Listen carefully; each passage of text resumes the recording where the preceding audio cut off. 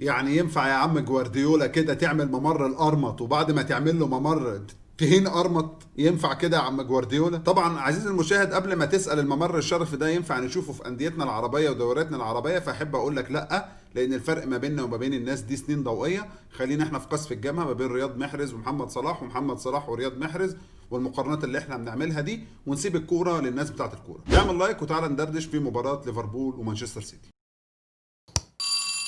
I think I'm a special one.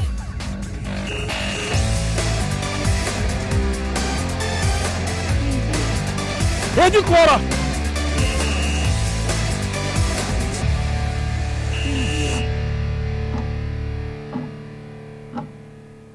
الحقيقه واحنا بنتكلم على مباراه ليفربول ومانشستر سيتي وتحليلها في المباراه دي ليها كذا بعد وكذا جانب.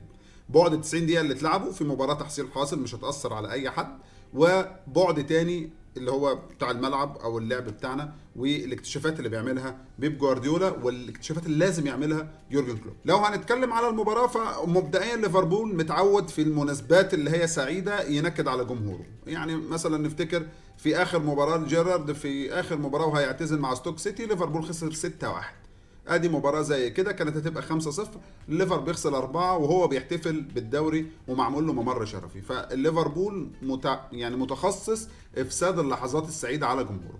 الناحيه الثانيه بيب جوارديولا لخص النتيجه الكبيره على يورجن كلوب في كلمه واحده ممكن اقدر اوصف بيها المباراه دي: اختلاف الدوافع.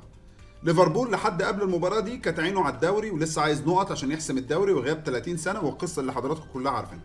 ولكن من بعد احراز لقب الدوري اعتقد لعيبه ليفربول لسه بتحتفل، وزادهم احتفالا الممر اللي اتعمل في الجول. فاحس ليفربول انه خلاص يعني بطل، فغاب الدافع عن يورجن كلوب. على العكس، على ناحيه الازرق السماوي، مانشستر سيتي خسرنا الدوري، بس تعالى نلعب ونكسب ونثبت للبطل ان احنا كمان ابطال وحامل اللقب، وما تنفعش تبقى ضيف عندنا ونكرمك بممر شرفي وتطلع كده معلم عليا كده بالبلدي. فبحركه شياكه كده شفنا كرم اخلاق واستضافه من بيب جوارديولا ليورجن كلوب وصحبته الكريمه، وامطروهم باربع اهداف. تعالوا نتكلم في المباراه. ابتدى ليفربول المباراه 4-3-3، الخطه المعتاده، فول سكواد مش غايب منهم اي حد. ابتدى مانشستر سيتي 4-2-3-1، كان فودين وجارسيا هم اللي بادين اساسي، وكانت الدكه مطعمه بنجوم طبعا في غياب اجويرو. برناردو سيلفا وديفيد سيلفا كان بره، وحتى ستونز كان بره، رياض محرز قاعد على الدكه. فبان مانشستر سيتي وانه كمان مش نازل بالفول تيم بتاعه. وهنا عزيزي المشاهد ممكن تسال سؤال منطقي جدا: ازاي السيتي اللي عنده فرقتين خسر الدوري قدام فريق لو غاب منه لاعب واحد من المنظومه كلها بتاعت يورجن كلوب تتشخرم؟ خد النقطه دي والسؤال ده وخليهم كمان شويه في اخر الفيديو واحنا بندردش. نرجع للمباراه. المهم في وجود جارسيا وفودين انا توقعت هيبقى في يعني ثقب دفاعي عند جارسيا، برضو بتلعب ليفربول ثلاثه قدام تقال ماني وصلاح وفيرمينيو، وبالفعل كانت اول 12 دقيقه بتبشر ان ليفربول نازل لحفله.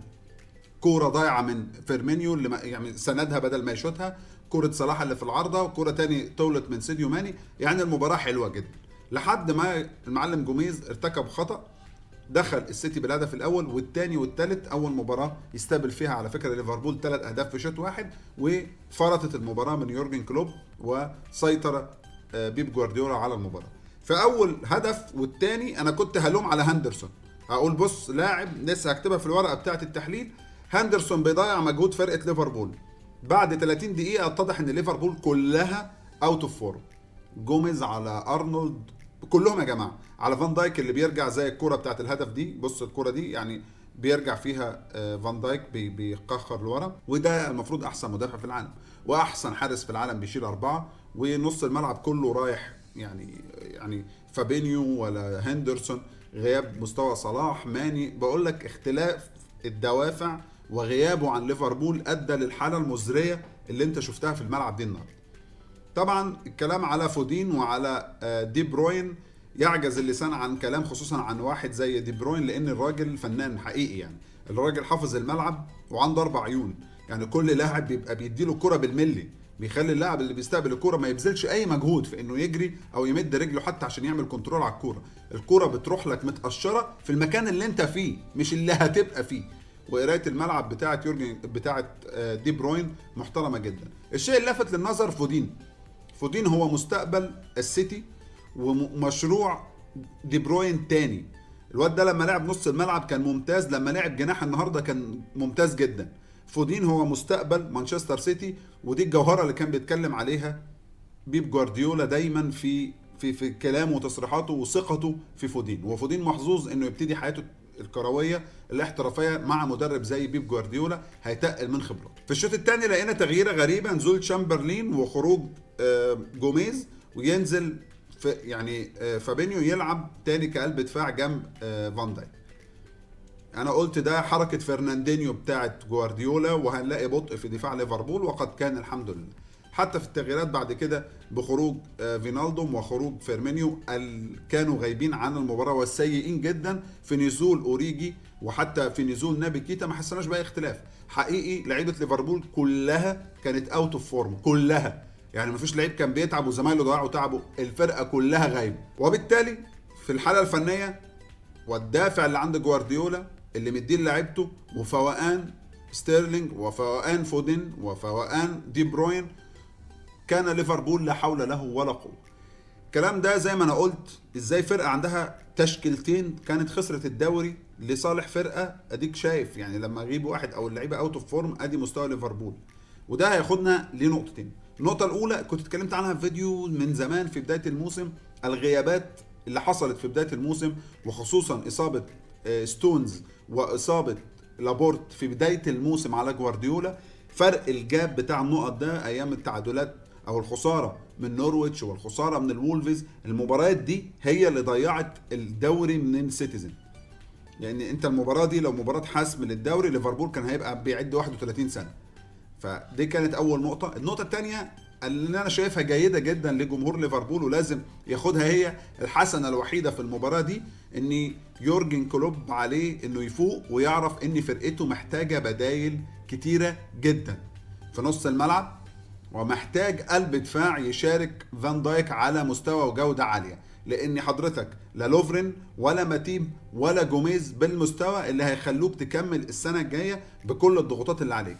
هتشوف تدعيم تشيلسي عامل ازاي، السيتي اكيد هيدعم، لسه مورينيو ما اشتغلش، مانشستر بيدعم، ليفربول مش هيستحمل الضغط اللي هيبقى عليه السنه الجايه محليا واوروبيا. فيورجن كلوب لو عايز يطلع بحسنه من المباراه دي، لازم يبقى عارف ان ليفربول محتاج صفقات وتدعيمات للدفاع والنص الملعب.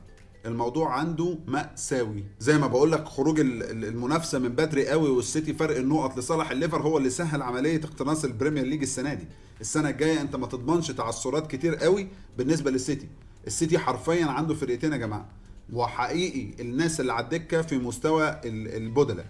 انت متخيل يعني فودن ده دكه، عندك رياض محرز دكه، فانت بتتكلم خيسس ده دكه لاجويرو المصاب، فانت بتتكلم على فرقه حقيقي جاهزه على الناحيتين، غير بقى الباكات، غير طقم الدفاع اللي عند جوارديولا، وحتى الحارسين مستواهم جيد جدا. فليفربول لا معاه حارس بديل كويس، ولا معاه قلب دفاع يشيلك، ولا معاه بديل في نص الملعب قوي جدا يلعب لك دور المحور او تقفيله الدي ام اف اللي بيسموها مركز 6.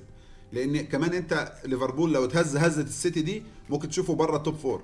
يعني لو لاعب زي فان دايك راح من عندك هتعاني، لان شفنا في غياب اليسون بيكر في المباراه اللي لعبها ادريان ليفربول عانى ازاي.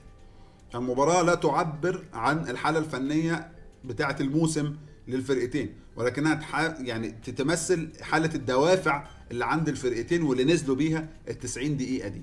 المباراه دي ليفربول يحمد ربه انه وجمهور ليفربول انه تحصيل حاصل، لان المباراه دي لو كانت فيصل على اللقب كان ممكن ليفربول يتضايق، لان الحاله الفنيه اللي شفنا عليها السيتي دي، حتى لو حاله الليفر كويسه او مركزين في المباراه وعندهم دافع وبيلعبوا لسه على اللقب، كان السيتي هيكسب.